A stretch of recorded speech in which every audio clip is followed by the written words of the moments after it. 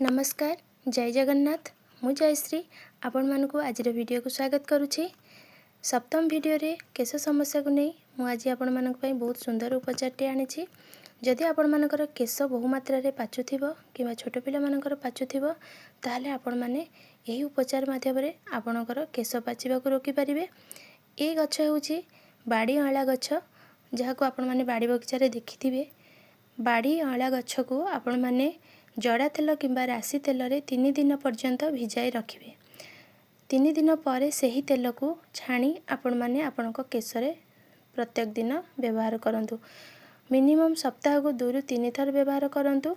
एपरि भाव रे आपण मानक केश पाचिबा को रोकी परिबे एही ऑयल माध्यम रे।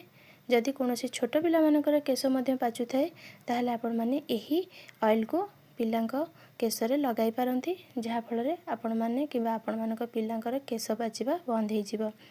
एही उपचारटी मु बही पढ़ी आपण मानकु जणाउछि। बही रे लेखा अछि जदि आपण माने एही उपचार द्वारा आपणक केश पाचिबा को रोकी पारले ताहाले जीवन सारा पर्यंत आउ केश पाचिबो नाही। जदि वीडियोटी भल लागुथिबो ताहाले लाइक करबा सहित शेयर मध्य करिवे एवं सब्सक्राइब करबा को जमारे भूलिबेनी।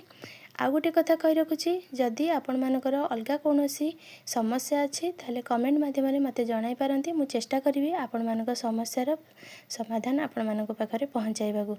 रहिली जय जगन्नाथ।